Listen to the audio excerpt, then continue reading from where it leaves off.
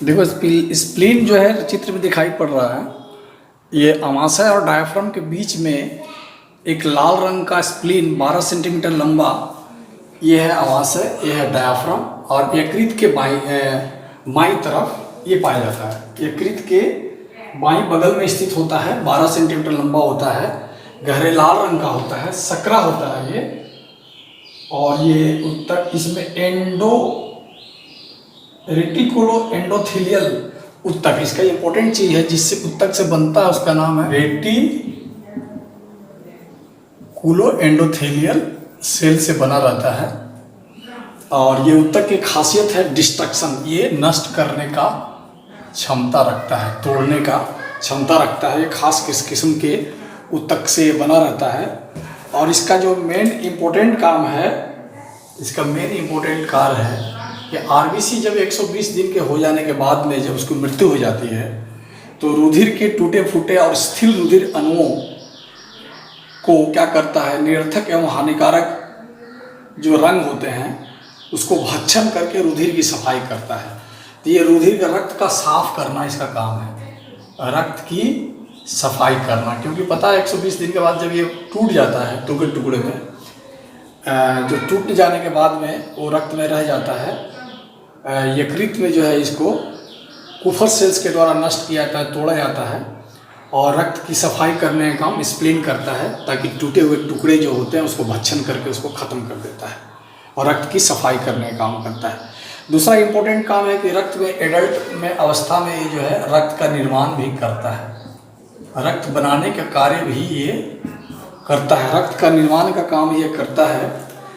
तो ये इम्पोर्टेंट काम है। और इसमें लिम्फोसाइट तक कुछ एंटीबॉडी का संश्लेषण भी होता है, एंटीबॉडी बनाने का निर्माण काम भी करता है। एंटीबॉडी आप लोग जानते हैं, एंटीबॉडी अगर हमारे शरीर में सही रहे तो किसी तरह से रोग से लड़ने की क्षमता हमारा एंटीबॉडी देता है। तो ये एंटीबॉडी जो है, इसीलिए हमें कई तरह के वैक्सीन दिए जाते हैं ताकि हमारे शरीर में पहले से एंटीबॉडी बन जाए। जैसे कोरोना वायरस का वैक्सीन की खोज की जा रही है, अगर तैयार हो जाता है तो अगर पहले से हम लोग ले लेंगे तो एंटीबॉडी तैयार रहेगा। चलिए हम लोग तो इसके बाद हम लोग शुरू करते हैं किडनी। आप लोगों को पता है कि ये बीन आकृति का बीन शेपेड आकृति हमारे शरीर में किडनी होती है। और ये किडनी का मेन अगर हम लोग देखें तो किडनी जो है दो भागों से मिलकर बना रहता है, कॉर्टेक्स और मेडुला। और किडनी का पूरा अगर हम लोग मेन रचना अगर बोले कि पूरा किडनी बना किससे है तो वो बना है नेफ्रॉन से। और एक नेफ्रॉन का स्ट्रक्चर अगर लोगों पूछे तो आप लोग शायद नेफ्रॉन के बारे में वही डिटेल्स नहीं जानते हो। ये एक नेफ्रॉन का स्ट्रक्चर है। तो इस तरह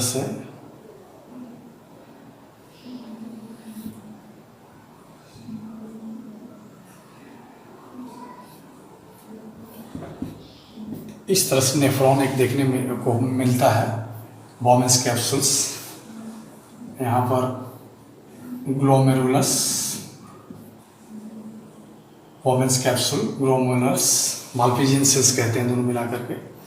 फिर रीनल ट्यूब्स, यहाँ से यहाँ तक रीनल ट्यूब्स, फिर कलेक्टिंग डक्ट, और फिर यहाँ से जाकर यूरिनरी ब्लैडर में जो है इसमें यूरिन का निर्माण होता है। यूरिन पेशाब की थैली, पेशाब का फिल्ट्रेशन होता है, ब्लड फिल्टर होकर के यूरिन बनता है जो मूत्राशय में जमा रहता है। तो किडनी का मेन फंक्शन है।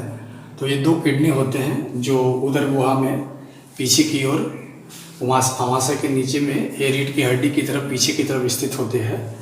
और इसका कार्य है कि उत्सर्जित पदार्थ जो ब्लड में जो उत्सर्जित पदार्थ हैं, इसका मेन कार्य हो गया फंक्शन कि ब्लड में जो यूरिया है, यूरिया जो बनते हैं, यूरिक एसिड जो ब्लड में बनते हैं वो इस नेफ्रॉन से होकर जब जाता है इसका फिल्टर करके शरीर से बाहर यूरिन के रूप में शरीर से बाहर निकालना, गंदगी को यूरिन के रूप में, पेशाब के रूप में शरीर से बाहर निकालना, ये किडनी का सबसे महत्वपूर्ण काम है। इसके अलावा भी बहुत सारे कार्य हैं।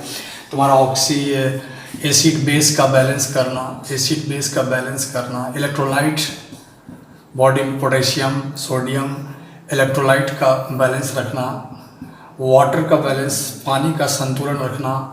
इस तरह से किडनी बहुत इंपॉर्टेंट काम है। किडनी का नहीं रहने से बहुत दिक्कत होती है। और पता है आप लोग को डायलिसिस करना पड़ता है और मनुष्य की मृत्यु हो जाती है अगर डायलिसिस ना हो तो। तो नेक्स्ट हम लोग आगे बढ़ते हैं। इस शरीर का सबसे बड़ा ग्लैंड है ये यकृत। This is called the largest gland of the body, largest gland of the body. ये शरीर का सबसे बड़ी ग्रंथि है, पाचक ग्रंथि, लार्जेस्ट डाइजेस्टिव ग्लैंड कह सकते हैं, लार्जेस्ट डाइजेस्टिव ग्लैंड। शरीर की सबसे बड़ी पाचक ग्रंथि है क्योंकि ये पाचन में हमें मदद करती है। और आप लोगों को ये पता होना चाहिए कि हम लोग जो भोजन ग्रहण करते हैं तो जो अमाशय होती है, अमाशय के बगल में ये लीवर जो है, दो liver, left and right and left liver दो स्थित होते हैं। लीवर यकृत पाचक ग्रंथि होती है, इसमें पीत बनता है और जो पीत बनता है वो एक यूरिन, ये जो है गाल ब्लडर होती है, गाल ब्लडर, पित्ताशय की थैली इसको कहते हैं। इस गाल ब्लडर में पीत जमा रहता है और यही पीत जो है निकल कर के जो है आकर के भोजन के साथ मिल जाता है। जब भोजन आता है तो ये भोजन को क्षारीय बनाता है और वसा जाति का जो भोजन होता है, फैट जाति का, तेल जाति का जो भोजन है, उसको पचाने में बहुत ही महत्वपूर्ण भूमिका अदा करता है यकृत।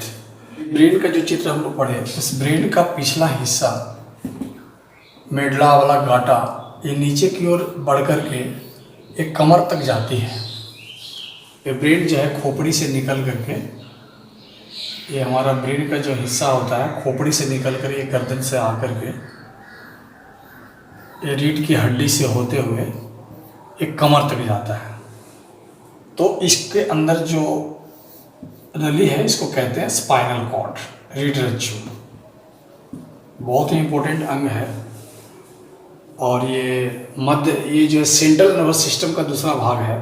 केंद्रीय तंत्रिका तंत्र का CNS का दो भाग होता है, सेंट्रल नर्वस सिस्टम, एक ब्रेन और दूसरा स्पाइनल कॉर्ड, उसका दूसरा हिस्सा है।